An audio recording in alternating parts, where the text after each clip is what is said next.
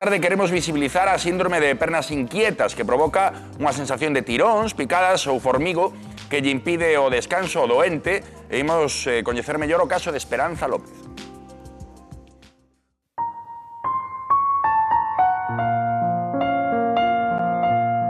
Ti eres doente do síndrome das pernas inquedas. Así é. Como é isto? Pois é unha enfermedade que che cambia a vida completamente. Non podes dormir, non estás ao día seguinte para traballar ou para conducir ou para traballar con máquinas. É discapacitante total. O que provoca en vós, nos doentes, é unha sensación descontrolada e intensa, unha necesidade de mover as pernas. Que notas cando che dá?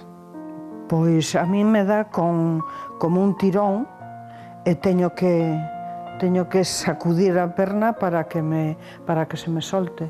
E ese tirón, esa sacudida é cada 30-40 segundos. Cando se manifesta isto? Sobre todo cando estás en relax, despois de comer ou a última hora da tarde ou cando vas para a cama. Hai noites que chego á cama e aos 15 minutos estou de volta aquí no salón porque non podo estar na cama.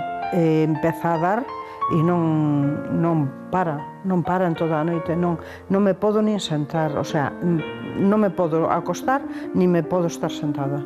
Por onde empeza esa sensación de molestia? Suele empezar nas pernas, pero si é unha noite fuerte, pois sube por todo o corpo. Cheguei a telo no estómago, cheguei a telo na lengua, o sea que sube hasta donde el quere.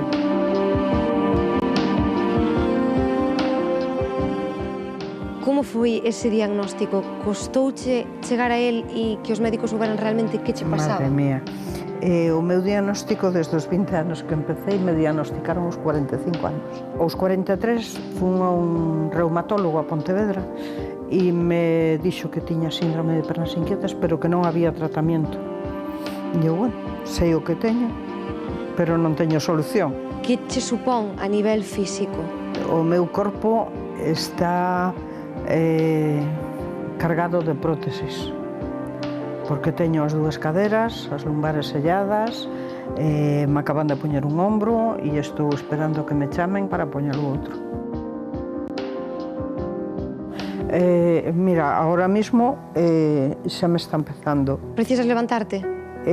Pois un pouquiño, quizás. Por favor. Notas que xa che vai aliviando? No, isto non alivia así tan rápido, O sea, mentras estou de pé non o teño, pero en canto me sente, volve. Non me quero imaginar o que é para vos, Esperanza, ir ao cine ou facer un viaxe longo en coche ou ir en avión. A persona que ten un síndrome severo non pode ir ao cine, nin a un teatro, nin a nada. Pois este é o caso de Esperanza López. Se na casa padecedes a síndrome das pernas inquietas ou coñecedes algún doente, pois tedes as liñas telefónicas abertas para que nos contedes. Pero antes de nada, hemos de preguntar ao noso traumatólogo, a Juan Blanco, polos tratamentos para combater esta doenza, porque cura non hai, non? Non hai cura, non hai cura. Os tratamentos, hai que valorar sempre se hai un déficit de ferro, porque é moi frecuente, as pérdidas de ferro durante a etapa fértil das mulleres, por un sangrado digestivo, etc. Nunha patoloxía renal, que tamén hai unha anemia e hai unha pérdida de ferro, porque ese ferro é o que fai fabricar uns neurotransmisores que son os responsables, a súa baixada, son os responsables do tratamento.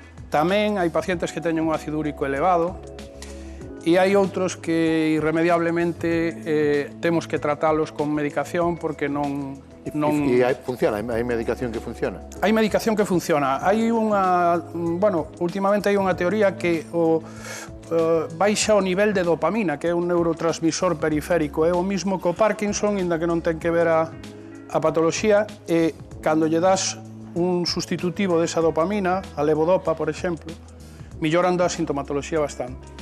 Entón non é unha doenza moi común. Non é común, pero pode abrallar ou pode afectar a un 10% da población. Carai, que acabo de ler que máis de 2 millóns de persoas en España padecen esta doenza e que é unha doenza infradiagnosticada. Que o 90% delas igual non o saben. Sí, quizáis por por falta de sensibilidade á hora de descubrilo, porque se pode confundir os síntomas con outras patoloxías, como son as ciáticas, por exemplo. Eu lle diría a unha persoa que ten unha molestia nas pernas que describen de múltiples maneiras, calambres, pinchazos, formigas, descargas eléctricas ou unha molestia sin máis, que aparece, curiosamente, pola tarde e noite, que millora cando te moves e que empeora outra vez ao facer repouso, non? Tide, as cousas de osos doen máis de noite? Eso nos preocupa. Cando doen de noite os osos... Doen máis de noite que de día? Non, doen por mecánica. Isto é unha enfermedade do sono que se presenta polo día, porque ao final os pacientes interrumpe o sono, porque lle doe pola noite e teñense que mover, teñen que empezar a camiñar. Sei que casi máis, perdoaden pola expresión, pero casi máis para o neurólogo que para o traumatólogo. Correcto. Que pasa? Que nós vémolo é unha entidade que ten que diagnosticar cualquier médico, pero que ten que tratala finalmente cando son os casos moi graves, os que necesitan medicación, un neurólogo. O que pasa que nós vemos na consulta moitos pacientes que non saben o que é, que pensan que é outra cousa. Que síntomas describen? Por se alguén está na casa agora e pode pensar que pode ter ou non, cando chegan á vosa consulta, que síntomas describen? Eles, cando consultan, é casi ao final, nos casos xa complexos. Mire, doutor, teño como uns calambres nas pernas e que me dan pola noite, sobre todo, ou pola tarde, cando me sento, que me teño que poñer a camiñar, teñome que levantar da cama e poñerme a camiñar pola casa. O sea, como calambres? Formigas, calambres, molestias. A veces non o describen con unha palabra. Ollo, porque chegas a registrar máis de 5.000 patadas nunha noite.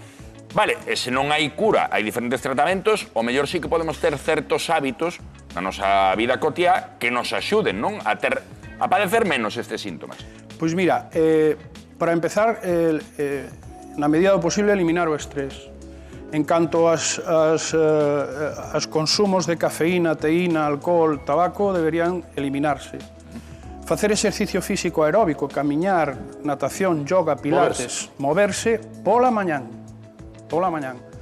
A tardiña, pois, manter máis ou menos unha vida normal na casa e, pola noite, buscar un ambiente estable de sono e, ademais, ser higiénicos no sono. Acostarnos sempre á mesma hora, levantarnos máis ou menos á mesma hora e, durante ese inicio do sono, non usar tablets, teléfonos, televisións, algo que nos estimule. E, incluso, algúns pacientes utilizan vendas de frío ou duchas de frío antes de acostarse.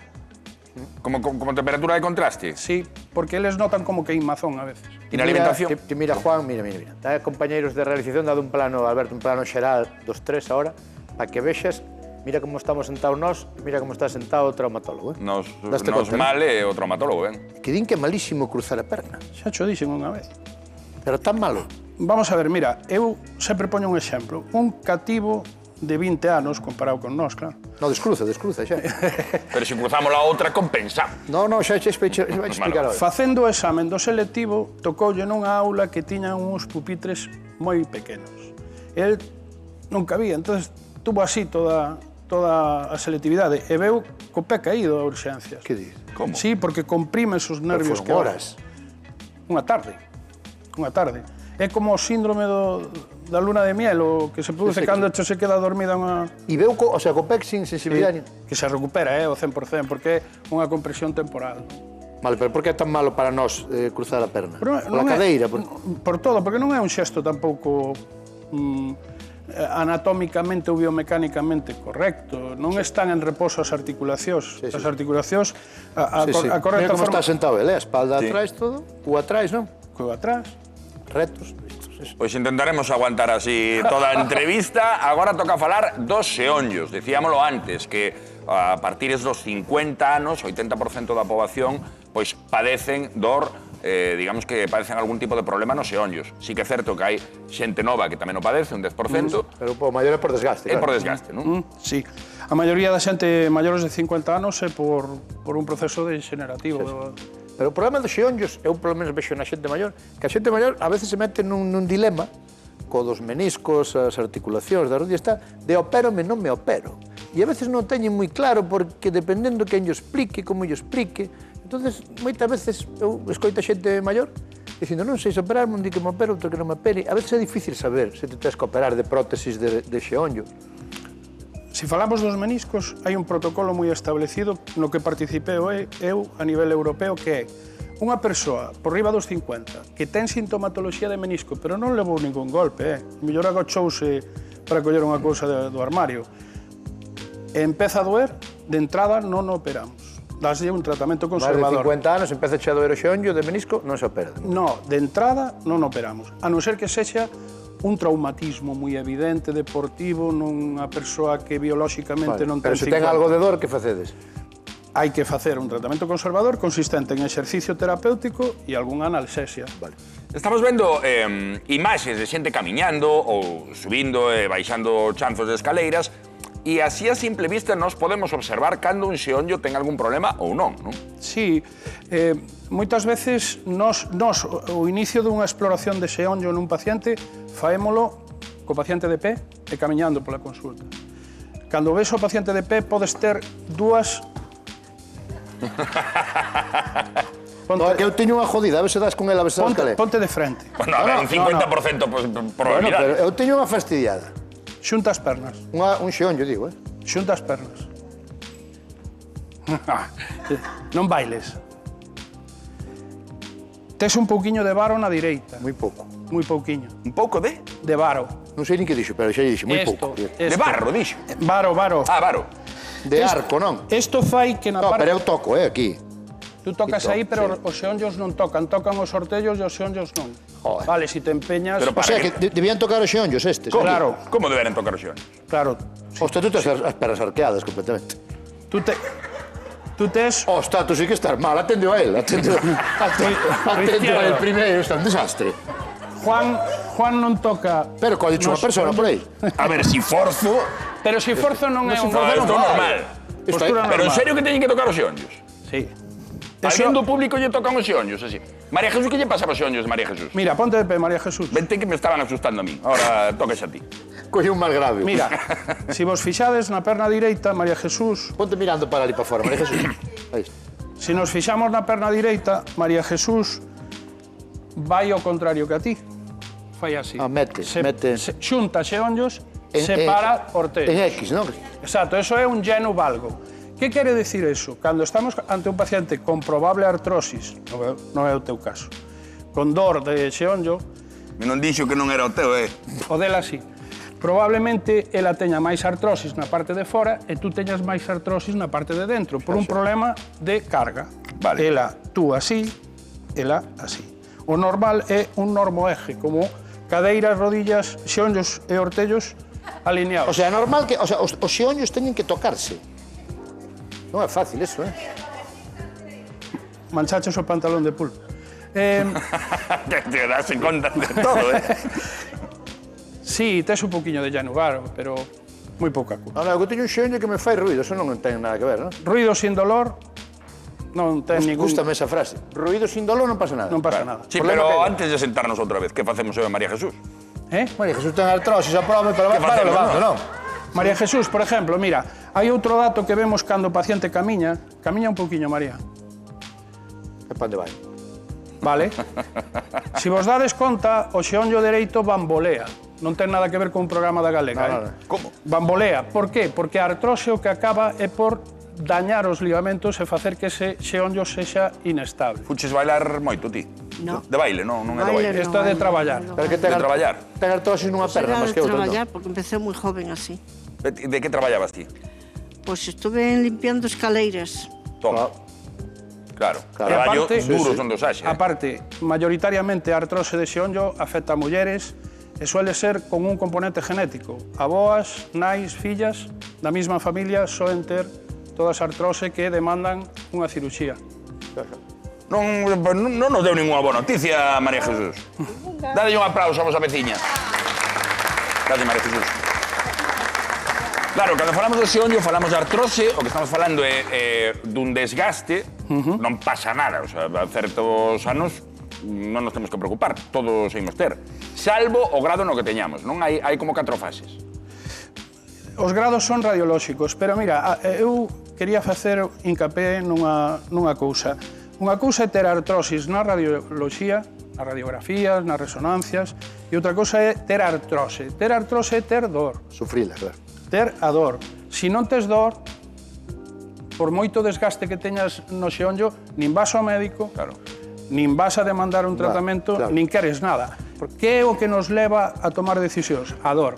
Logo, os grados que hai son grados radiolóxicos, dependendo canto está de danao o cartílago e canto pinzamento hai na Estamos vendo aí articulación. un pouco como Xa. se vai desgastando, non? Esa Exacto. progresión. Porque entón, claro, decidides meter prótese cando, claro, o paciente non aguanta a dor, non? Exactamente, porque mira, é curioso. Podríamos pensar, desgaste severo, vanse operar todos? Non, porque hai pacientes con desgaste severo que non lles doe. E por qué? Pola musculatura, por... Porque teñen un bo tono muscular, porque teñen unha boa hixiene postural, porque, Peso, a mellor, porque ¿no? teñen unha boa arquitectura en canto ao peso, porque teñen unha vida máis ou menos tranquila, fan por ter ese ejercicio, ese... Xa.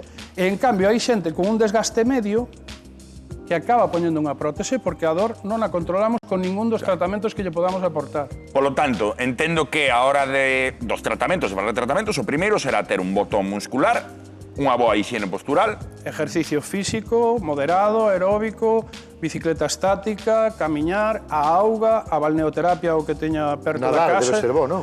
Nadar, pero nadar non dando patadas laterais, senón que as pernas claro, a patada de braza creo que fastidia bastante o moi xoño. mal.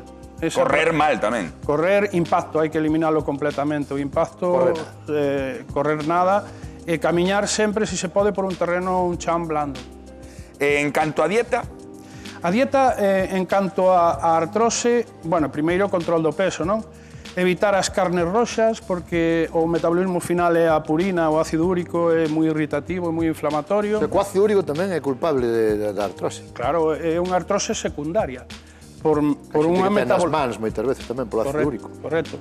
O ácido úrico o que vai a faer, nós cando faemos unha artroscopia vemos un xeonllo de ácido úrico, vemos como se fora un firmamento. Non vemos cartílago, vemos mogollón Está de... cristalizado. Exacto, de cristais. Correcto.